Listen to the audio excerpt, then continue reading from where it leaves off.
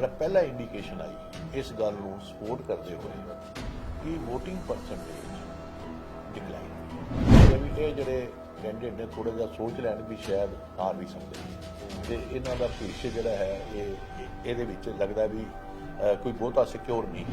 ਔਰ ਹੁਣ ਆ ਗਈ ਗੱਲ ਡੇਰਾ ਫੈਕਟ। ਹੁਣ ਡੇਰਾ ਫੈਕਟ ਦੀ ਤੁਸੀਂ ਇੰਟਰਸਟਿੰਗ ਇਹ ਦੇਖੋ ਕਿ ਕੋਈ ਆਲਮੋਸਟ ਜਿਹੜੀਆਂ 19 ਸੀਟਾਂ 19 ਸੀਟਾਂ ਦੇ ਸਟੇਜ ਤੇ ਖੜ ਕੇ ਜਿਹੜੀ ਬੀਜੇਪੀ ਦੀ ਸਟੇਜ ਤੇ ਕਾਂਗਰਸ ਨੂੰ ਰਗੜਾ ਲੈ ਰਿਹਾ ਕਾਂਗਰਸ ਨੇ ਕੁਝ ਨਹੀਂ ਕੀਤਾ ਤੇ ਕੈਪਟਨ ਸਾਹਿਬ ਨਾਲ ਬੈਠੇ ਆ। ਸਾਡਾ ਤਾਂ ਹਿਮਾਲਿਆ ਤੇ ਵੀ ਸ਼ੇਰੇ ਪੰਜਾਬ ਢਾਬਾ ਤੇ ਸਾਨੂੰ ਜੇ ਪੰਜਾਬੀਆਂ ਨੂੰ ਇਹ ਕਹਿ ਦੇਣਾ ਵੀ ਤੁਸੀਂ ਦੁਨੀਆ ਨੂੰ ਐਕਸਪਲੋਰ ਨਹੀਂ ਕਰੋਗੇ।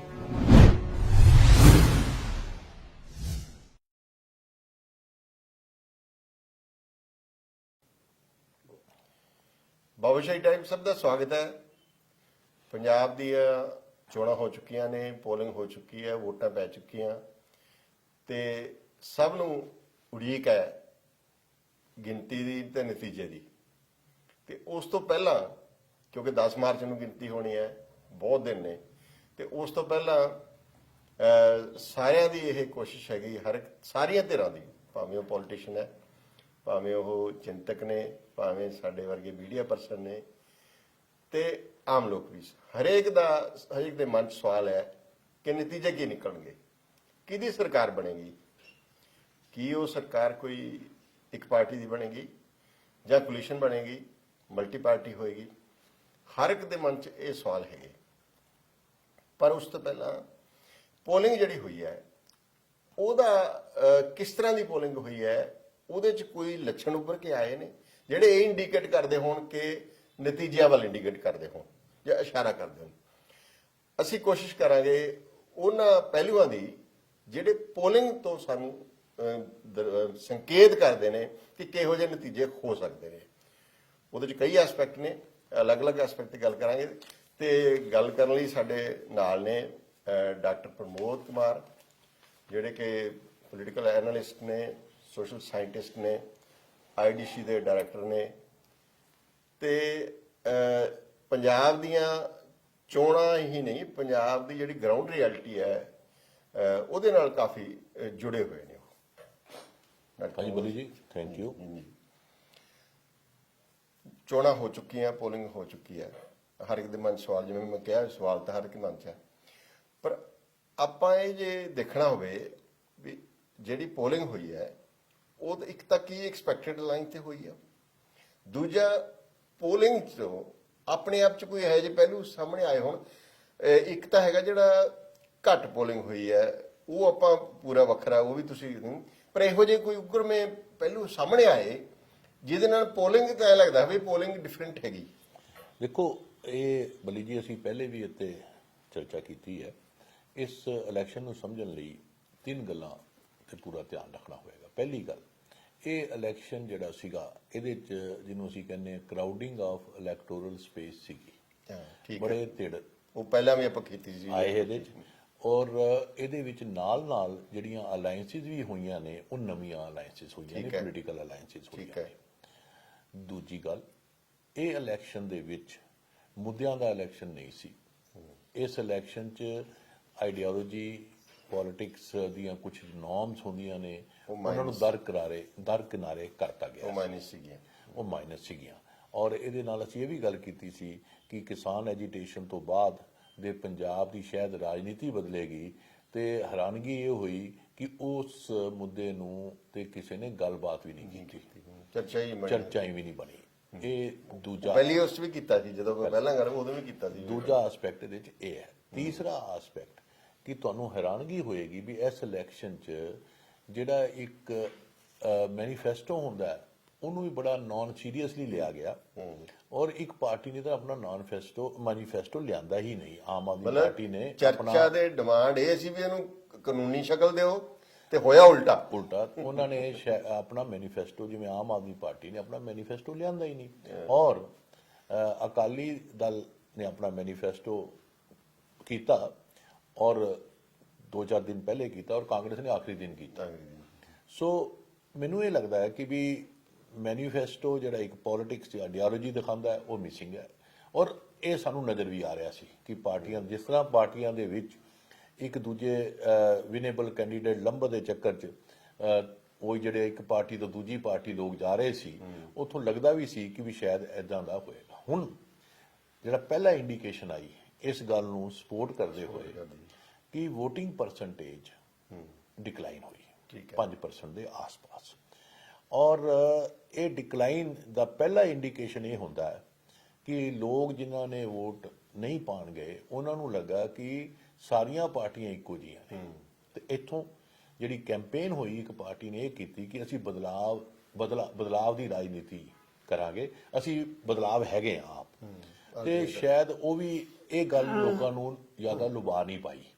ਤੇ ਜਿਹੜੇ 5% ਦੀ ਲੋਕ ਨੇ ਸੋਚਿਆ ਵੀ ਘਰ ਬੈਠਣਾ ਚੰਗਾ ਹੈ ਤੇ ਇਹੋ ਜਿਹੀ ਚੇਂਜ ਤੋਂ ਤੋਬਾ, ਤੇ ਉਹਨਾਂ ਨੇ ਉਸ ਚੇਂਜ ਦਾ ਜਿਹੜਾ ਇੱਕ ਨਾਅਰਾ ਸੀ ਉਹਨੂੰ ਨਹੀਂ ਲਿਆ। ਔਰ ਇੱਥੋਂ ਅਸੀਂ ਇਨਫਰੈਂਸ ਡਰਾ ਕਰ ਸਕਦੇ ਹਾਂ, ਗਲਤ ਵੀ ਹੋ ਸਕਦਾ ਕਿ ਲਾਰਜ ਪਾਪੂਲੇਸ਼ਨ 'ਚ ਇਹ ਨਾਅਰਾ ਨਹੀਂ ਚੱਲਿਆ, ਹੋ ਸਕਦਾ ਉਹਦੇ ਕਾਰਨ ਇੱਕ ਹੋਰ ਵੀ ਹੈ ਕਿ ਜਿਵੇਂ ਆਮ ਆਦਮੀ ਪਾਰਟੀ ਦੀ ਆਪਾਂ ਗੱਲ ਕਰ ਰਹੇ ਹਾਂ, ਕਿਉਂਕਿ ਚੇਂਜ ਦੀ ਗੱਲ ਉਹਨਾਂ ਨੇ ਕੀਤੀ ਵੱਡੇ ਪੱਧਰ ਤੇ। ਉਹਨਾਂ ਦੇ ਜਿਹੜੇ ਕੈਂਡੀਡੇਟ ਸੀ ਉਹ ਜਾਂ ਤਾਂ ਕਾਫੀ ਕੈਂਡੀਡੇਟ ਕਾਂਗਰਸ ਦੇ ਡਰਾਪ ਆਊਟ ਸੀ, ਜਾਂ ਅਕਾਲੀ ਦਲ ਤੋਂ ਡਰਾਪ ਆਊਟ ਸੀ, ਜਾਂ ਰਾਜਨੀਤੀ ਤੋਂ ਅਲੱਗ ਤਰ੍ਹਾਂ ਦੇ ਅਲੱਗ ਰਸਤਿਆਂ ਤੋਂ ਡਰਾਪ ਆਊਟ ਸੀ, ਤੇ ਉਹਨਾਂ ਦੀ ਆਪਣੀ ਵੀ ਐਂਟੀ ਇਨਕੰਬੈਂਸੀ ਉੱਥੇ ਸੀਗੀ। ਸੋ ਉਹ ਬਦਲਾਵ ਨਹੀਂ ਦਿਖਾਉਂਦੇ ਸੀ, ਉਹ ਸਟੇਟਸ ਕੋ ਹੀ ਦਿਖਾਉਂਦੇ ਸੀ। ਸੋ ਇਸ ਕਰਕੇ ਇਹ ਵੀ ਕਾਰਨ ਜਿਹੜਾ ਨਜ਼ਰ ਆਇਆ ਇਹਦੇ 'ਚ। ਔਰ ਇਹਦੇ ਨਾਲ ਜਿਹੜੀ ਇੱਕ ਹੋਰ ਜੁੜੀ ਹੋਈ ਗੱਲ ਜਿਹੜੀ ਸਾਨੂੰ ਇਹ ਜਿਹੜਾ ਹੋਇਆ ਰਿਜ਼ਲਟ, ਇਹਨੂੰ ਮੈਂ ਕਹਿੰਦਾ ਕਿ ਪਹਿਲਾ ਵਰਡਿਕਟ ਜਿਹੜਾ ਆਇਆ ਉਹ ਨੋ ਚੁਆਇਸ ਦਾ ਵਰਡਿਕਟ ਹੈ, ਸਾਡੇ ਕੋਲ ਚੁਆਇਸ ਕੋਈ ਨਹੀਂ। ਦੂਜਾ ਇਹਦੇ ਨਾਲ ਇੱਕ ਅੰਦਰ ਜੇ ਵਰਡਿਕਟ ਇਹ ਹੈਗਾ ਕਿ ਜਿਵੇਂ ਸਾਡੇ ਜਿਹੜੀਆਂ ਪਾਰਟੀਆਂ ਇਨਕੰਬੈਂਟ ਪਾਰਟੀਆਂ ਹੁੰਦੀਆਂ ਨੇ, ਜੇ ਉਹਨਾਂ ਦੇ MLA ਇਨਕੰਬੈਂਟ MLA ਨੇ, ਜੇ ਵੋਟ ਪਰਸੈਂਟੇਜ ਅਸੀਂ ਐਵਰੇਜ 5% ਡਿਕਲਾਈਨ ਹੋਇਆ, ਜਿਹੜੀਆਂ ਦੇ ਕਨਸਟੀਚੁਐਂਸੀ 5 ਤੋਂ 10 ਤੱਕ ਡਿਕਲਾਈਨ ਹੋਇਆ, ਤੇ ਆਮ ਤੌਰ ਤੇ ਦੇਖਿਆ ਜਾਂਦਾ ਵੀ ਇਨਕੰਬੈਂਟ MLA ਜਿਹੜਾ ਹੁੰਦਾ ਹੈ ਉਹਦੇ ਹਾਰਨ ਦੇ ਚਾਂਸ 60 ਤੋਂ 70% ਦੇ ਕਰੀਬ ਵੱਧ ਜਾਂਦੇ ਨੇ ਉਹ ਸੀਟਾਂ ਤੇ। ਅੱਛਾ, ਇਹਦਾ ਮਤਲਬ ਇਹ ਹੈ ਵੀ ਇਹ ਜਿਹੜੇ ਲੋਕਾਂ ਨੇ ਐਂਟੀ ਇਨਕੰਬੈਂਸੀ ਫੈਕਟਰ ਉੱਥੇ ਆਪਰੇਟ ਕੀਤਾ ਹੈ, ਔਰ ਜਿਹੜੇ MLA ਜਿਨ੍ਹਾਂ ਨੇ ਕੰਮ ਨਹੀਂ ਕੀਤਾ ਆਪਣੀ ਕੰਸਟੀਚੁਐਂਸੀਆਂ 'ਚ, ਚਾਹੇ ਉਹ ਰੂਲਿੰਗ ਪਾਰਟੀ ਦੇ ਸੀ, ਚਾਹੇ ਉਹ ਆਮ ਆਦਮੀ ਪਾਰਟੀ ਦੇ ਸੀ, ਕਾਂਗਰਸ ਦੇ, ਚਾਹੇ ਮਤਲਬ ਆਮ ਆਦਮੀ ਪਰ, ਚਾਹੇ ਉਹ ਅਕਾਲੀ ਦਲ ਦੇ ਸੀ।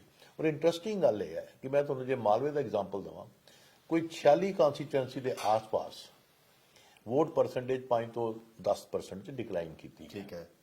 ਔਰ ਉਹਦੇ ਵਿੱਚ 11-12 ਕੰਸਟੀਚੁਐਂਸੀਜ਼ ਉਹ ਨੇ ਜਿਹੜੀਆਂ ਆਮ ਆਦਮੀ ਪਾਰਟੀ ਦੀ ਸੀ। ਠੀਕ ਹੈ। ਕਾਂਗਰਸ ਦੀਆਂ ਵੀ ਹੈਗੀਆਂ, ਔਰ ਅਕਾਲੀ ਦਲ ਕਿਉਂਕਿ ਘੱਟ ਜਿੱਤੇ ਸੀ ਉਹਨਾਂ ਦੇ MLA ਉਸ ਵੇਲੇ, ਉਹਨਾਂ ਦੇ ਵੀ 3-4-5 ਉਹਨਾਂ ਦੇ ਵੀ ਹੈਗੇ ਨੇ। ਸੋ ਇਹਦਾ ਮਤਲਬ ਇਹ ਹੈ ਵੀ ਇਹ ਜਿਹੜੇ ਕੈਂਡੀਡੇਟ ਨੇ ਥੋੜਾ ਜਿਹਾ ਸੋਚ ਲੈਣ ਵੀ ਸ਼ਾਇਦ ਹਾਰ ਵੀ ਸਕਦੇ ਨੇ, ਤੇ ਇਹਨਾਂ ਦਾ ਭਵਿੱਖ ਜਿਹੜਾ ਹੈ ਇਹਦੇ ਵਿੱਚ ਲੱਗਦਾ ਵੀ ਕੋਈ ਬਹੁਤਾ ਸਿਕਿਉਰ ਨਹੀਂ ਹੈ। ਮਤਲਬ ਉਹਨਾਂ ਨੇ ਰੁਚੀ ਘੱਟ ਦਿਖਾਈ, ਜਿਹੜੇ ਵੋਟਰ ਨੇ ਰੁਚੀ ਘੱਟ। ਸੋ ਇਨਕੰਬੈਂਸੀ ਜਿਹੜੀ ਹੈ ਉਹ ਇੱਕ ਆਪਣੇ ਆਪ 'ਚ ਐਂਟੀ ਇਨਕੰਬੈਂਸੀ ਦਾ ਫੈਕਟਰ ਆਪਰੇਟ ਕੀਤਾ। ਇੱਥੋਂ ਇਹ ਲੱਗਦਾ ਕਿ ਐਂਟੀ ਇਨਕੰਬੈਂਸੀ ਜਿਹੜੀ ਤੁਸੀਂ ਪਹਿਲਾਂ ਗੱਲ ਕੀਤੀ ਹੈ ਨਾ ਵੀ ਕਿਉਂਕਿ ਪਾਰਟੀਆਂ ਦੇ ਆਈਡੀਓਲੋਜੀ ਗੈਪ ਸੀ ਤੇ ਉਹਦੇ 'ਚ ਕੋਈ ਮਤਲਬ ਲੋਕਾਂ ਨੂੰ ਇਹ ਫਰਕ ਨਹੀਂ ਲੱਗਿਆ ਵੀ ਕੋਈ ਉਹ ਤਾਂ ਤੁਹਾਡੀ ਉਸ ਨੂੰ ਗੱਲ ਦਾ ਹੀ ਰਿਜ਼ਲਟ ਹੈ ਜਿਹੜੀ ਉਹ ਬੱਲੀ ਜੀ, ਉਹ ਰਿਜ਼ਲਟ ਇੱਕ ਐਸਪੈਕਟ ਉਹਦਾ ਰਿਜ਼ਲਟ ਇਸ ਤਰ੍ਹਾਂ ਦਾ ਹੈ ਕਿ ਪਾਰਟੀਆਂ ਨਹੀਂ ਕੰਟੈਸਟ ਕਰ ਰਹੀਆਂ ਸੀ, ਤੁਸੀਂ ਇਲੈਕਸ਼ਨ ਦੀ ਕੈਂਪੇਨ ਹੀ ਇੰਡੀਵਿਜੂਅਲ ਫੇਸਿਸ ਦੇ ਨਾਲ ਕੀਤੀ। ਤੇ ਫਿਰ ਇਸੇ ਕਰਕੇ ਮੈਂ ਜਦੋਂ ਹੁਣ ਤੁਹਾਨੂੰ ਇੰਡੀਵਿਜੂਅਲ ਫੇਸਿਸ ਦੇ ਕਰਕੇ ਮੈਂ ਕੰਸਟੀਚੁਐਂਸੀ ਵਾਈਜ਼ ਐਨਾਲਿਸਿਸ ਕਰ ਰਿਹਾ, ਨਾ ਕਿ ਸਟੇਟ ਪੱਧਰ ਤੇ, ਵੀ ਉੱਥੇ ਦਾ ਜਿਹੜਾ ਕੈਂਡੀਡੇਟ ਹੈ ਉਹਨੂੰ ਹੀ ਐਂਟੀ ਇਨਕੰਬੈਂਸੀ ਫੇਸ ਕਰਨੀ ਪੈਣੀ ਹੈ। ਅੱਗੇ ਤੁਸੀਂ ਦੇਖੋ ਜਦੋਂ ਵੱਡੇ ਲੀਡਰ ਹੁੰਦੇ ਸੀ ਉਹ ਲੋਕਲ ਲੈਵਲ ਦੀ ਐਂਟੀ ਇਨਕੰਬੈਂਸੀ ਨੂੰ ਮੈਚ ਆਊਟ ਕਰ ਜਾਂਦੇ ਸੀ, ਆ ਕੇ ਕਨਵੈਂਸਿੰਗ ਕਰਕੇ ਉਸ ਬੰਦੇ ਦੇ ਹੱਕ 'ਚ ਵੋਟ ਪਵਾ ਦਿੰਦੇ ਸੀ। ਠੀਕ ਹੈ। ਇਸ ਵਾਰ ਉਹ ਵੀ ਕੋਈ ਇੰਨਾ ਜ਼ਿਆਦਾ ਰੁਝਾਨ ਨਜ਼ਰ ਨਹੀਂ ਆਇਆ। ਤਾਂ ਮੈਂ ਇਹ ਜੋ ਹੈਗਾ ਇਹਦਾ ਪਾਕਟ 'ਚ ਸੀਗਾ। ਸੋ ਇਹਦੇ ਨਾਲ ਅਗਲੀ ਗੱਲ ਹੁਣ ਜੁੜੀ ਆ ਜਾਂਦੀ ਹੈ ਕਿ ਜਿਹੜੇ ਉਸ ਵੇਲੇ ਹੁਣ ਜੇ ਆਪਾਂ ਡੇਰਾ ਫੈਕਟਰ ਦੀ ਬੜੀ ਗੱਲ ਹੋਈ ਹੈ ਇਲੈਕਸ਼ਨ ਦੇ ਵਿੱਚ, ਸੋ ਉਹਦੇ 'ਚ ਇੱਕ ਨਜ਼ਰ ਜਿਹੜਾ ਇਹ ਆਉਂਦਾ ਹੈ ਕਿ ਡੇਰਾ ਜਿਹੜੇ ਸੀਗੇ ਉਹ ਮੈਂ ਡੇਰੇ ਫੈਕਟਰ ਤੋਂ ਪਹਿਲੇ ਇੱਕ ਹੋਰ ਗੱਲ ਕਹਿਣਾ ਚਾਹੁੰਦਾ ਕਿ ਇਸ ਇਲੈਕਸ਼ਨ 'ਚ ਆਮ ਤੌਰ ਤੇ ਮੰਨਿਆ ਜਾਂਦਾ ਹੈ ਕਿ VOTING ਪਰਸੈਂਟੇਜ ਰੂਰਲ 'ਚ ਠੀਕ ਰਹੀ, ਅਰਬਨ 'ਚ ਘੱਟ ਗਈ, ਪਰ ਨਹੀਂ। ਤੁਸੀਂ ਡਾਟੇ ਤੋਂ ਇਹ ਦੇਖੋ, ਬੜਾ ਇੰਟਰਸਟਿੰਗ ਹੈ ਕਿ 5 ਤੋਂ 10% ਜਿੱਥੇ ਡਿਕਲਾਈਨ ਹੋਇਆ VOTING ਦਾ, ਉਹਦੇ 'ਚੋਂ 67% ਅਰਬਨ ਨੇ। ਅੱਛਾ। ਔਰ 67% ਹੀ ਰੂਰਲ ਨੇ। ਕਾਂਸਟੀਚੁਐਂਸੀਆਂ 61% ਕਾਂਸਟੀਚੁਐਂਸੀ ਸੈਮੀ ਅਰਬਨ ਨੇ। ਸੋ ਅਸੀਂ ਇਹ ਕਹਿ ਸਕਦੇ ਹਾਂ ਰੇਸ਼ੋ ਦਾ ਥੋੜਾ ਮੋਟਾ ਫਰਕ ਹੈ ਅਕ੍ਰੋਸ ਬੋਰਡ ਬੋਰਡ ਜਿਹੜੀ ਹੈ VOTING ਪਰਸੈਂਟੇਜ ਥੱਲੇ ਗਈ, ਤੇ ਇਹ ਕੋਈ ਅਰਬਨ ਜਾਂ ਰੂਰਲ ਟ੍ਰੈਂਡ ਇਹਦੇ ਚ ਦੇਖ ਕੇ ਕੋਈ ਜਸਟੀਫਿਕੇਸ਼ਨ ਨਾਲ ਲੱਭਣ ਦੀ ਕੋਸ਼ਿਸ਼ ਕੀਤੀ ਜਾਵੇ। ਇਹਦੇ ਚ ਨਾਲ ਦੀ ਨਾਲ ਜਿਹੜਾ ਮਾਝਾ ਮਾਲਵਾ ਦੁਆਬਾ ਹੈ, ਇੰਟਰਸਟਿੰਗ ਗੱਲ ਹੈ ਕਿ ਸਾਰਿਆਂ ਨਾਲੋਂ ਜ਼ਿਆਦਾ ਡਿਕਰੀਜ਼ ਵੋਟ ਸ਼ੇਅਰ ਦਾ ਦੁਆਬੇ 'ਚ ਹੋਇਆ। 78% ਕਾਂਸਟੀਚੁਐਂਸੀਆਂ 'ਚ 5 ਤੋਂ 10% ਡਿਕਲਾਈਨ ਹੋਇਆ, ਔਰ ਉਸ ਤੋਂ ਮਾਲਵਾ ਦੂਜੇ ਨੰਬਰ ਤੇ 46 ਕਾਂਸਟੀਚੁਐਂਸੀ ਤੇ 67% ਜਿਹੜੀ ਕਾਂਸਟੀਚੁਐਂਸੀ ਆਰਪੋਰਟ ਉੱਥੇ ਡਿਕਲਾਈਨ ਹੋਇਆ, ਔਰ ਮਾਝੇ 'ਚ ਕੋਈ 48%, ਮਾਝੇ 'ਚ 48%।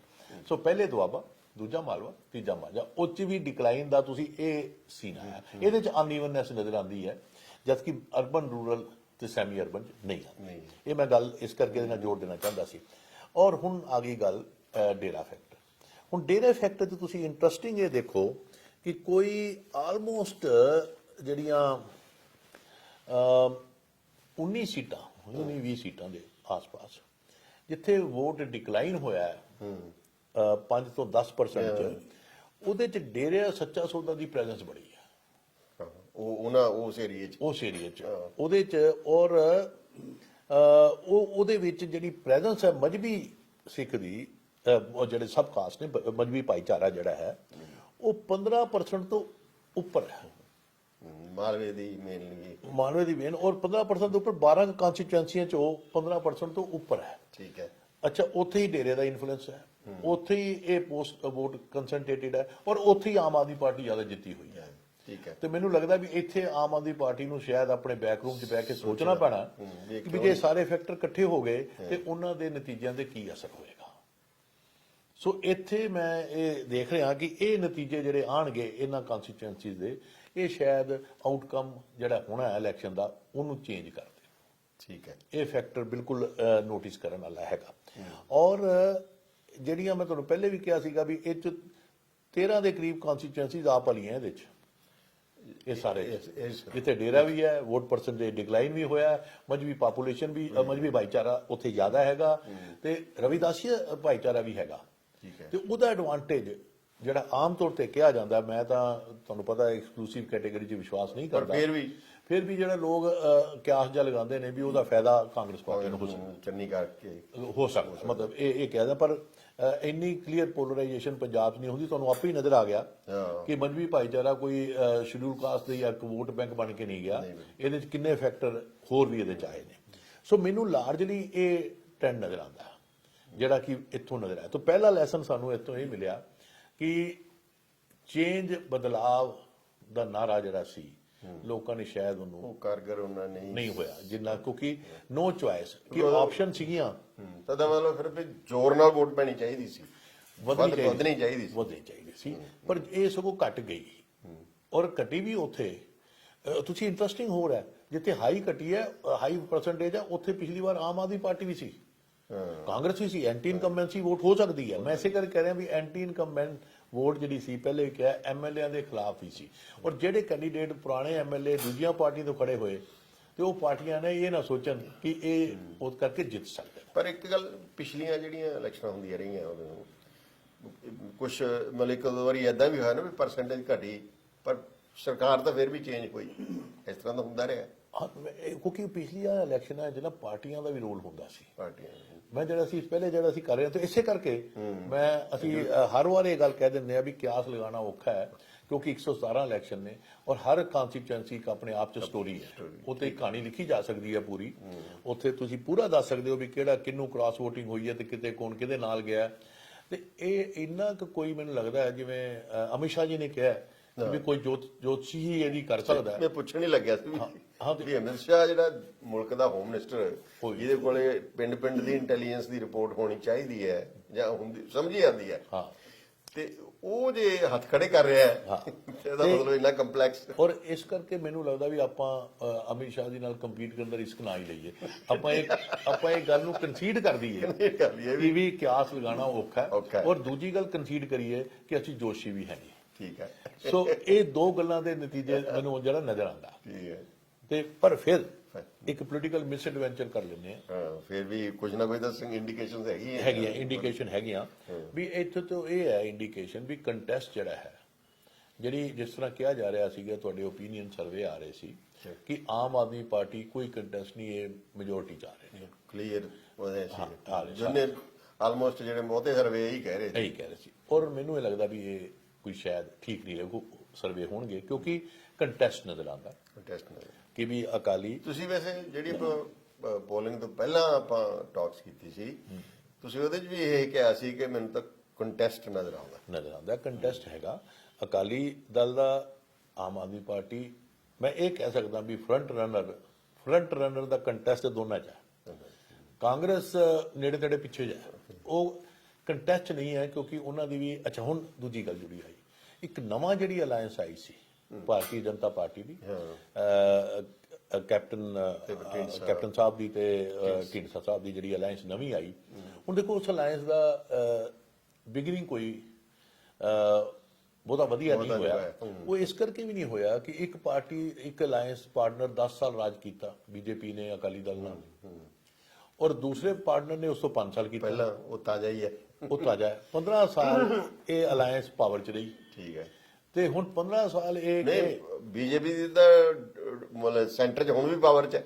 ਹਾਂ, ਸੈਂਟਰ 'ਚ ਹੈ, ਪਰ ਮੈਂ ਇਹ ਕਹਿ ਰਿਹਾ ਕਿ ਪੰਜਾਬ 'ਚ ਉਹ 10 ਸਾਲ ਜਦੋਂ ਅਕਾਲੀ ਬੀਜੇਪੀ ਦਾ ਰਾਜ ਰਿਹਾ, ਹੁਣ ਨਾ ਤਾਂ ਉਸ ਚੰਗੇ ਕੰਮ ਉਸ ਵੇਲੇ ਦੇ ਓਨ ਕਰ ਸਕਦੇ ਨੇ ਕਿਉਂਕਿ ਉਹਨਾਂ ਤੋਂ ਅਲੱਗ ਹੋ ਗਏ, ਤੇ ਜਿਹੜਾ ਐਂਟੀ ਇਨਕੰਬੈਂਸੀ ਦਾ ਭਾਰ ਤਾਂ ਹੈ ਹੀ ਹੈ, ਚੰਗੇ ਕੰਮ ਓਨ ਨਹੀਂ ਕਰ ਪਾਏ ਕਿਉਂਕਿ ਜੋ ਉਸ 10 ਸਾਲ ਦੇ ਵਿੱਚ ਮੇਰਾ ਕਹਿੰਦਾ ਕਿ ਇਹਨਾਂ ਦੀ ਡਬਲ ਐਂਟੀ ਇਨਕੰਬੈਂਸੀ ਨਹੀਂ ਉਹ ਹੈਗੀ। ਪਰ ਮੈਂ ਪੰਜਾਬ ਦੇ ਕੰਟੈਕਸਟ ਜਾਣ ਕੇ ਇਹ ਗੱਲ ਕਹਿ ਰਿਹਾ ਕਿ ਅਕਾਲੀ ਦਲ ਦੇ ਨਾਲ ਅਲਾਇੰਸ ਨਾ ਕਰਕੇ ਨਾ ਉਹਦੇ ਫਾਇਦੇ ਕਾਊਂਟ ਕਰ ਪਾਏ, ਪਰ ਨੁਕਸਾਨ ਜਿਹੜੇ ਸੀ ਉਹ ਹੋ ਗਿਆ, ਉਹ ਪਈ ਹੈ। ਉਹ ਪਈ। ਮੈਂ ਇਹ ਗੱਲ ਕਹਿਣ ਦੀ ਕੋਸ਼ਿਸ਼ ਕਰ ਰਿਹਾ ਵੀ ਜੇ ਉਹਨੂੰ ਔਨ ਕਰ ਲੈਣ ਤੇ ਉਸ 10 ਸਾਲ 'ਚ ਜਿਹੜੀ ਡਿਵੈਲਪਮੈਂਟ ਹੋਈ, ਜਿਹਨੂੰ ਮਤਲਬ ਅਕਾਲੀ ਦਲ ਨੇ ਆਪਣਾ ਮੇਨ ਮੁੱਦਾ ਬਣਾਇਆ, ਅਕਾਲੀ ਦਲ ਨੇ ਬਣਾਇਆ ਵੀ ਅਸੀਂ ਇਹ ਡਿਵੈਲਪਮੈਂਟ ਕੀਤੀ ਪੰਜਾਬ 'ਚ ਕਿ ਅਸੀਂ ਆਪਣਾ ਰੋਡਸ ਬਣਾਈਆਂ, ਅਸੀਂ 에ਅਰਪੋਰਟਸ ਬਣਾਏ, ਅਸੀਂ ਪਾਵਰ ਸਰਪਲਸ ਕੀਤਾ, ਬੀਜੇਪੀ ਨੇ ਮੁੱਦਾ ਨਹੀਂ ਲਿਆ, ਅਸੀਂ ਗਵਰਨੈਂਸ ਰਿਫਾਰਮਸ ਕੀਤੇ, ਅਸੀਂ ਲੋਕਾਂ ਨੂੰ ਰਾਈਟ ਟੂ ਸਰਵਿਸ ਐਕਟ ਦਿੱਤਾ, ਅਸੀਂ ਇਹ ਸਾਰੇ ਕੰਮ ਕੀਤੇ।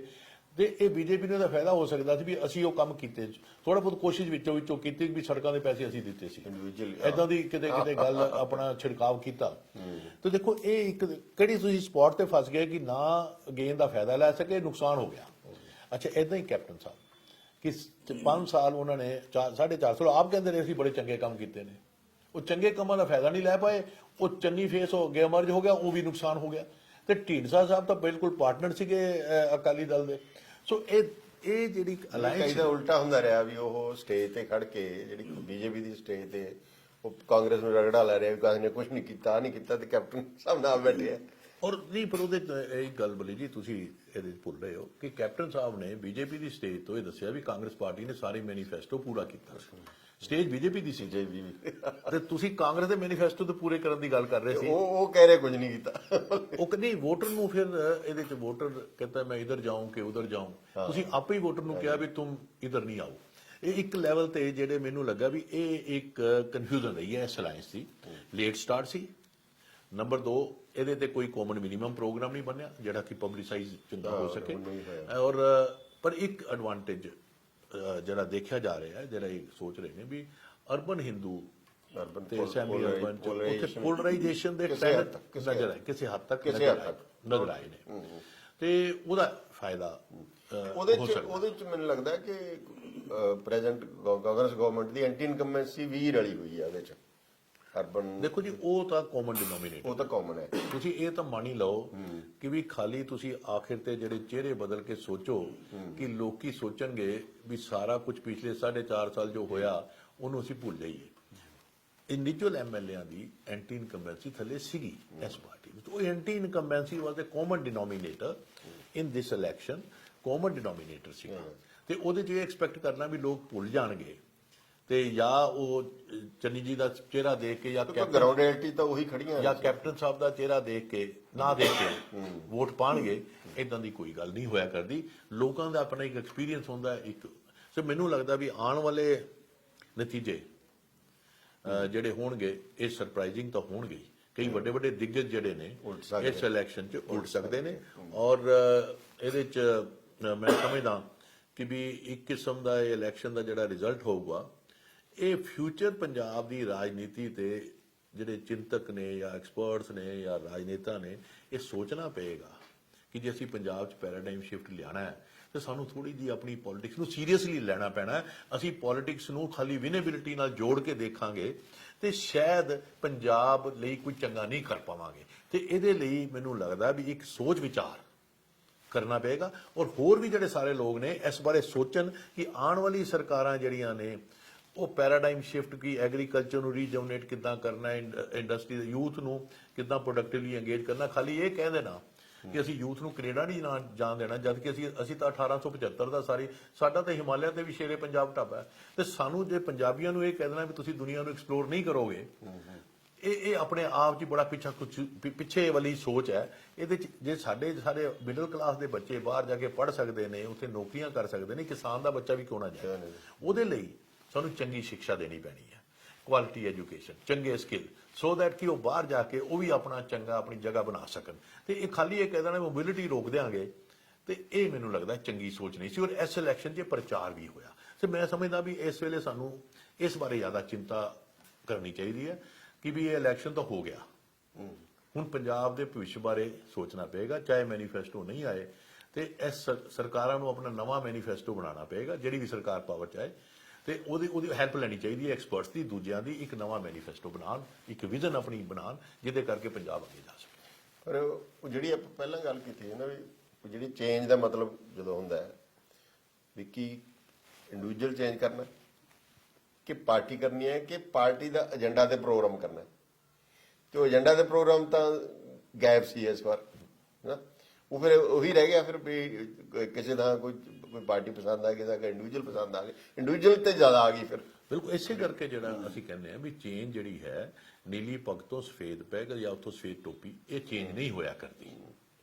ਸੋ ਇਸ ਕਰਕੇ ਬਦਲਾਵ ਦੀ ਜਿਹੜੀ ਹੈ ਕਿ ਬਦਲਾਵ ਜਿਹੜੀ ਆਪਾਂ ਪਹਿਲੇ ਗੱਲ ਕੀਤੀ ਹੈ ਕਿ ਵੀ ਬਦਲਾਵ ਜਿਹੜਾ ਹੈ ਕਿ ਉਹ ਲੋਕਾਂ ਦੀ ਵੈਲ ਬੀਇੰਗ ਜਾਂ ਉਹਨਾਂ ਦੀ ਲਾਈਫ ਨੂੰ ਕਿੱਦਾਂ ਸੁਧਾਰੇਗਾ, ਉਹਦੇ ਬਾਰੇ ਕੋਈ ਸੀਰੀਅਸ ਡਿਬੇਟ ਹੋਇਆ ਮੈਨੂੰ ਲੱਗਦਾ ਇਸ ਰਾਜਨੀਤੀ 'ਚ, ਇਸ ਇਲੈਕਸ਼ਨ 'ਚ ਨਹੀਂ ਹੋਇਆ ਤੇ ਫਿਊਚਰ ਦੀ ਰਾਜਨੀਤੀ 'ਚ ਹੋਣ ਲਈ ਉਮੀਦ ਕਰਦੇ ਹਾਂ। ਅੱਛਾ, ਇੱਕ ਜਿਹੜੀ ਪੋਲਿੰਗ ਘੱਟ ਹੋਈ ਹੈ ਉਹਦਾ ਕੀ, ਜਿਹੜੀ ਵੱਡੀਆਂ ਕਿਸਾਨ ਯੂਨੀਅਨ ਹੈਗੀਆਂ ਨੇ, ਜਿਹੜੇ ਵੱਡੇ ਧੜੇ ਸੀ ਬੀਕੇਯੂ ਦੇ ਜਾਂ ਕਿਸਾਨ ਜਥੇਬੰਦੀਆਂ ਦੇ, ਉਹਨਾਂ ਨੇ ਬਹੁਤ ਕੰਸਿਸਟੈਂਟ ਇਹ ਕੀਤੀ ਕੰਪੇਨ ਕਿ ਅਸੀਂ ਨਹੀਂ ਪਾਰਟਿਸਿਪੇਟ ਕਰਨਾ, ਇਹ ਕੋਈ ਫਾਇਦਾ ਨਹੀਂ ਪਾਰਟੀਆਂ ਦਾ, ਕੁਝ ਨਹੀਂ ਕਰਦੇ।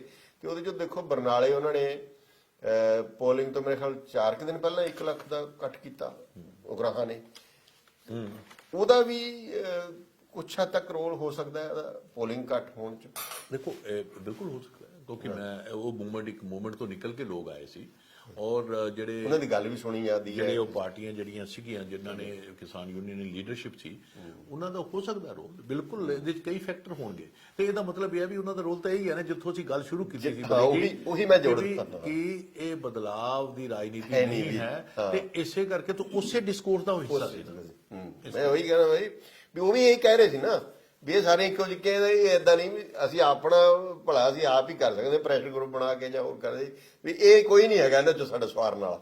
ਉਹਨਾਂ ਨੇ ਵੀ ਇਹੀ ਗੱਲ, ਮੈਂ ਇਸੇ ਕਰਕੇ ਕਿਹਾ ਵੀ ਇਹ ਉਸੇ ਡਿਸਕੋਰਸ ਦਾ ਹਿੱਸਾ ਸੀ ਜਿਹੜਾ ਵਰਡਿਕਟ ਇਸ ਇਲੈਕਸ਼ਨ ਨੇ ਨੌਨ ਵੋਟਰਸ ਨੇ ਇਹ ਦੇਤਾ ਹੈ ਵੀ ਕੋਈ ਚੁਆਇਸ ਅਵੇਲੇਬਲ ਨਹੀਂ, ਆਪਸ਼ਨਸ ਬੜੀਆਂ ਨੇ, ਕਰਾਊਡਿੰਗ ਬਹੁਤ ਹੈ, ਚਿਹਰੇ ਬੜੇ ਨੇ, ਪਰ ਉਹ ਚਿਹਰਾ ਸਾਨੂੰ ਕੋਈ ਲੱਗਦਾ ਹੈ ਚੇਂਜ ਵਾਲਾ ਚਿਹਰਾ ਨਹੀਂ ਹੈ। ਇਹ ਵਰਡਿਕਟ ਹੈ ਤੇ ਇਹੀ ਸਾਡੇ ਲਈ ਲੈਸਨ ਹੈ ਕਿ ਆਉਣ ਵਾਲੇ ਸਮੇਂ 'ਚ ਅਸੀਂ ਲੋਕਾਂ ਲਈ ਚੰਗੀਆਂ ਚੁਆਇਸਿਸ ਕ੍ਰੀਏਟ ਕਰੀਏ, ਕਿ ਚੁਆਇਸ ਲਿਮਿਟ ਨਾ ਕਰੀਏ, ਚੁਆਇਸਿਸ ਨੂੰ ਵਧਾਈਏ ਜਿਹਦੇ ਨਾਲ ਉਹਨਾਂ ਦਾ ਵੈਲਬੀਇੰਗ ਵੀ ਵਧੀਆ ਹੋਵੇ ਔਰ ਉਹਦੇ ਲਈ ਸੋਚ ਵਿਚਾਰ ਹੋਵੇ। ਪਰ ਇੱਕ ਪ੍ਰਭਾਵ ਹੈਗਾ ਕਿ ਕੁਝ ਜਿਹੜੀਆਂ ਪਾਕਟਸ ਹੈਗੀਆਂ, ਕੁਝ ਹਲਕੇ ਜਿਵੇਂ ਲਾਸਟ ਮੂਮੈਂਟ ਤੇ ਕਈ ਵਾਰੀ ਕੋਈ ਇਮੋਸ਼ਨਲ ਮੁੱਦੇ ਆ ਜਾਂਦੇ ਆ, ਜਿਵੇਂ ਦੀਪ ਸਿੱਧੂ ਵਾਲਾ ਆ ਗਿਆ। ਮਤਲਬ ਇਹ ਤਾਂ ਨਹੀਂ ਵੀ ਕਿਸ ਹੱਦ ਤੱਕ, ਪਰ ਇਹ ਨੋਟਿਸੇਬਲ ਹੈਗਾ ਕਿ ਜਿਹੜੀ ਆ ਬੈਲਟ ਸੀ ਸੰਗਰੂਰ ਦੀ ਤੇ ਅਸੀਂ ਉਹ ਦੀਪ ਸਿੱਧੂ ਦੀ ਜਿਹੜੀ ਮੌਤ ਸੀ, ਡੈਥ ਸੀ, ਉਸ ਤੋਂ ਬਾਅਦ ਜਿਹੜਾ ਜਿਸ ਤਰ੍ਹਾਂ ਦਾ ਉਹ ਸਿੰਬਲ ਬਣਿਆ, ਉਹ ਜਿਸ ਤਰ੍ਹਾਂ ਦੇ ਉਹਨੇ ਲਾਸਟ ਮੈਸੇਜ ਦਾ ਜੀ, ਤੇ ਇਹ ਨੋਟ ਹੋਇਆ ਕਿ ਉੱਥੇ ਪੋਲਿੰਗ ਦਾ ਜਿਹੜਾ ਟ੍ਰੈਂਡ ਹੈ ਥੋੜਾ ਮੋਟਾ ਉਹ ਬਦਲਿਆ। ਮਤਲਬ ਦੇਖੋ ਬੋਲੀ ਜੀ, ਲਾਸਟ ਵੀਕ 'ਚ ਆਈਡੈਂਟੀਟੀ ਪੋਲਿਟਿਕਸ ਪੰਜਾਬ 'ਚ ਮੈਸਿਵ ਢੰਗ ਨਾਲ ਰਿਵਾਈਵ ਕੀਤਾ ਗਿਆ। ਚਾਹੇ ਉਹਦੇ 'ਚ ਕੇਜਰੀਵਾਲ ਜੀ ਦੀ ਸਟੇਟਮੈਂਟ ਸੀਗੀ ਕਿ ਵੀ ਹਿੰਦੂ ਡਰਿਆ ਹੋਇਆ, ਚਾਹੇ ਉਹ ਕੁਮਾਰ ਵਿਸ਼ਵਾਸ ਦਾ ਬਿਆਨ ਸੀ, ਹਾਂ ਉਹ ਵੀ ਚਾਹੇ ਉਹ ਦੀਪ ਸਿੱਧੂ ਵਾਲਾ ਐਪੀਸੋਡ ਸੀ। ਤੇ ਇਸ ਨੇ ਰਾਜਨੀਤੀ ਦੇ ਵਿੱਚ ਜਾਂ ਤਾਂ ਕੰਸੋਲੀਡੇਟ ਕੀਤਾ ਹੈ ਵੋਟ ਨੂੰ, ਜਾਂ ਝੋਲਾ ਹੋਰ ਪਾਤਾ, ਜਾਂ ਝੋਲਾ ਹੋਰ ਪਾਤਾ। ਹਾਂ, ਇਹ ਆਖਿਰਲੇ ਵਿੱਚ ਹੋਇਆ ਹਫ਼ਤੇ 'ਚ। ਤੇ ਆਇਡੈਂਟੀਟੀ ਪੋਲਿਟਿਕਸ ਦੀ ਰਿਵਾਈਵਲ ਹੋ ਜਾਣਾ, ਮੈਂ ਇਸੇ ਕਰਕੇ ਕਿਹਾ ਕਿ ਜੇ ਡੇਰੇ ਦਾ ਫੈਕਟਰ ਇੰਨਾ ਇੰਪੋਰਟੈਂਟ ਇਸ ਇਲੈਕਸ਼ਨ 'ਚ ਨਹੀਂ ਹੋਣਾ ਸੀ, ਮੈਂ ਪਹਿਲੇ ਸਮਝਦਾ ਸੀ, ਪਰ ਚੰਨੀ ਫੈਕਟਰ ਦੇ ਇੰਪੋਰਟੈਂਟ ਕਰਨ ਦੇ ਨਾਲ ਡੇਰਾ ਫੈਕਟਰ ਵੀ ਐਕਟਿਵਾਈਜ਼ ਹੋ ਗਿਆ। ਕਿਉਂਕਿ ਜਿਵੇਂ ਤੁਹਾਨੂੰ ਯਾਦ ਹੋਣਾ ਕਿ ਯੂਪੀ 'ਚ ਕਮੰਡਲ ਤੇ ਮੰਡਲ, ਜਦੋਂ ਕਮੰਡਲ ਚੱਲਿਆ ਸੀ ਤੇ ਉਸ ਤੋਂ ਬਾਅਦ ਮੰਡਲ ਆ ਗਿਆ। ਤੇ ਇਹ ਕਮੰਡਲ ਮੰਡਲ ਹੀ ਹੈ ਕਿ ਜਦੋਂ ਆਪਣਾ ਚੰਨੀ ਫੈਕਟਰ ਆਇਆ ਤੇ ਉਹਦੇ ਨਾਲ ਇੱਕ ਕਮੰਡਲ ਫੈਕਟਰ ਵੀ ਆ ਗਿਆ, ਡੇਰੇ ਵਾਲਾ ਐਕਟਿਵ ਹੋ ਗਿਆ, ਰਿਵਾਈਵ ਹੋ ਗਿਆ। ਜਦ ਕਿ ਮੈਨੂੰ ਲੱਗਦਾ ਸੀ ਕਿ ਡੇਰਾ, ਡੋਲਜ਼ ਤੇ ਡਰੱਗ ਦੇ ਡੀਮੋਨੇਟਾਈਜ਼ ਕਰੰਸੀਜ਼ ਹੋਣਗੀਆਂ, ਪਰ ਇਲੈਕਸ਼ਨ ਦੇ ਦੌਰਾਨ ਜੇ ਦੇਖਿਆ ਗਿਆ ਤੇ ਡੇਰਾ ਤੇ ਡੋਲਜ਼, ਖਰਾਤ, ਉਹ ਡੀਮੋਨੇਟੀ ਦੀ ਬਜਾਏ ਮੇਨ ਕਰੰਸੀ ਬਣ ਗਈਆਂ ਤੇ ਉਹਦੇ ਚ ਬਾਕੀ ਸਭ ਕੁਝ ਮਿਸ ਹੋ ਗਿਆ। ਇਹ ਅਸੀਂ ਇਸ ਇਲੈਕਸ਼ਨ 'ਚ ਦੇਖਿਆ। ਤੋ ਜਿਹੜੇ ਆਊਟਕਮ ਹੈ ਹੁਣ ਲਾਸਟ, ਜਿਹੜਾ ਵੈਸੇ ਤੁਸੀਂ ਪਹਿਲਾਂ ਕਹਿ ਚੁੱਕੇ ਹੋ ਵੀ, ਪਰ ਅਮਿਤ ਸ਼ਾਹ ਇੰਡੀਕੇਟ ਕਰ ਰਿਹਾ ਆਪਣੇ ਉਹਦੇ ਚ ਕਿ ਬਾਅਦ ਜਿਹੜੀ ਹੋ ਸਕਦੀ ਹੈ, ਜਿਹੜੀ ਗਵਰਨਮੈਂਟ ਬਣੀ ਹੈ ਉਹ ਕੋਲੀਸ਼ਨ ਗਵਰਨਮੈਂਟ ਵੀ ਹੋ ਸਕਦੀ ਹੈ। ਦੇਖੋ, ਜੇ ਹੰਗ ਅਸੈਂਬਲੀ ਹੋਏਗੀ ਤੇ ਕੋਲੀਸ਼ਨ ਤਾਂ ਬਣੇਗੀ। ਅੱਛਾ, ਔਰ ਸਾਰੇ ਜਿਹੜੇ ਨੇ ਪਲੇਅਰ ਨੇ ਉਹ ਇਹੀ ਕਿਆਸ ਲਗਾ ਰਹੇ ਨੇ ਵੀ ਅਸੀਂ ਕੋਲੀਸ਼ਨ ਬਣਾਵਾਂਗੇ ਤੇ ਕਿਹਦੇ ਨਾਲ ਬਣਾਵਾਂਗੇ। ਅਮਿਤ ਸ਼ਾਹ ਜੀ ਨੇ ਵੀ ਇਹ ਲਗਾਇਆ ਕਿਆਸ ਕਿ ਵੀ ਅਸੀਂ ਬਣਾ ਸਕਦੇ ਹਾਂ। ਇੱਕ ਮਜੀਠਾ ਜੀ ਦੀ ਵੀ ਸਟੇਟਮੈਂਟ ਕੁਛ ਆਈ ਸੀ ਏਦਾਂ ਦੀ, ਔਰ ਆਮ ਆਦਮੀ ਪਾਰਟੀ ਵੀ ਸ਼ਾਇਦ ਆਪਣੇ ਬੈਕ ਰੂਮ 'ਚ ਇਹੋ ਜਿਹੀ ਗੱਲਾਂ ਕਰਦੇ ਹੋਣ ਵੀ ਕਿਸੇ ਦੇ ਨਾਲ ਵੀ ਕਿੱਦਾਂ ਕਰੀਏ ਜੇ ਹੰਗ ਆ ਗਈ। ਤੇ ਕਾਂਗਰਸ ਵੀ ਸੋਚ ਰਹੀ ਹੈ ਵੀ ਹੋ ਸਕਦਾ।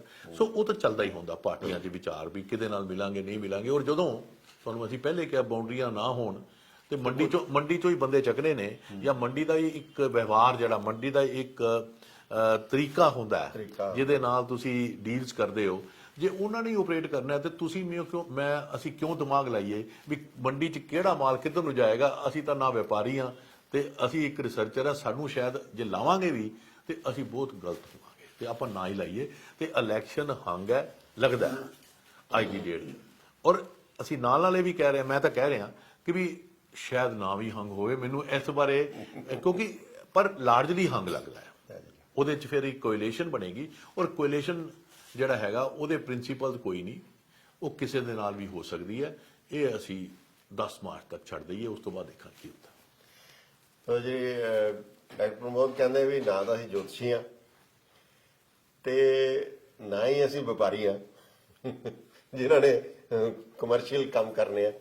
ਸੋ ਅਸੀਂ ਤਾਂ ਬਾਹਰ ਬੈਠ ਕੇ ਹਿਸਾਬ ਲਾ ਸਕਦੇ ਹਾਂ, ਤੇ ਸਾਡਾ ਹਿਸਾਬ ਇਹ ਕਹਿੰਦਾ ਵੀ ਗੁੰਝਲਦਾਰ ਬੜੀ ਸੀ ਕਿ ਪੋਲਿੰਗ ਦੇ ਆਖਰੀ ਹਫ਼ਤੇ ਜੋ ਕੁਝ ਹੋਇਆ, ਜਿਹੜੀ ਆਇਡੈਂਟੀਟੀ ਪੋਲਿਟਿਕਸ ਹੋਈ, ਉਹਦੇ ਨਾਲ ਹੋਰ ਗੁੰਝਲਦਾਰ ਹੋ ਗਈ ਉਹ ਪਹਿਲਾਂ ਨਾਲੋਂ ਵੀ। ਤੇ ਨਤੀਜਾ ਬਾਈ ਐਂਡ ਲਾਰਜ ਬੇਸ਼ੱਕ ਵੀ ਐਂ ਲੱਗਦਾ ਵੀ ਹੰਗ ਹੋ ਸਕਦੀ ਹੈ, ਕਿਉਂਕਿ ਲੀਡਰ ਗੱਲਾਂ ਕਰੀ ਜਾਂਦੇ ਨੇ, ਉਹਨਾਂ ਨੂੰ ਵੀ ਕੋਈ ਇੰਡੀਕੇਸ਼ਨਾਂ ਹੋਈਆਂ ਹੋਣਗੀਆਂ ਨਾ। ਤੇ ਇਸ ਕਰਕੇ ਅਸੀਂ ਉਹਨਾਂ ਤੋਂ ਹਿਸਾਬ ਲਾਈਏ, ਜੇ ਅਮਿਤ ਸ਼ਾਹ ਹੋਰੀ ਕਹਿ ਰਹੇ ਨੇ ਵੀ ਕੋਲੀਸ਼ਨ ਬਣ ਸਕਦੀ ਹੈ ਤੇ ਅਕਾਲੀ ਲੀਡਰ ਵੀ ਬੋਲ ਰਹੇ ਨੇ, ਤੇ ਉਹਦਾ ਇੰਡੀਕੇਸ਼ਨਸ ਮਿਲਦੀਆਂ ਨੇ। ਪਰ ਫਿਰ ਵੀ ਅਜੇ ਇੰਨੀ ਕੰਪਲੈਕਸ ਹੈਗੀ ਇਹਦੇ, ਜਿਹੜੇ ਪੰਜਾਬ ਦੇ ਇੰਨੇ ਫੈਕਟਰ ਰਲ ਗਏ, ਤੇ ਕਿਉਂਕਿ ਮੁੱਦਿਆਂ ਦੀ ਤੇ ਆਈਡੀਓਲੋਜੀ ਦੀ ਤਾਂ ਰਹੀ ਨਹੀਂ ਸੀ ਇਲੈਕਸ਼ਨ, ਡਾਕਟਰ ਪ੍ਰਮੋਦ ਦਾ ਇਹ ਕਹਿਣਾ। ਇਸ ਕਰਕੇ ਹੋਰ ਵੀ ਘਚੋਲਾ ਹੈ।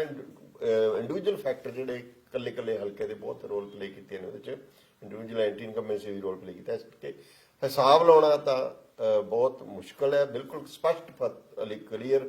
ਮੈਨੂੰ ਯਾਦ ਆ ਕਿ ਪਿਛਲੀ ਵਾਰੀ ਡਾਕਟਰ ਪ੍ਰਮੋਦ ਹੋਰਾਂ ਨੇ ਤੇ ਅਸੀਂ ਪਹਿਲਾਂ ਆਲਮੋਸਟ ਇਸ ਗੱਲ ਤੇ ਸਹਿਮਤ ਹੋ ਗਏ ਸੀ ਵੀ ਕਾਂਗਰਸ ਆ ਰਹੀ ਹੈ।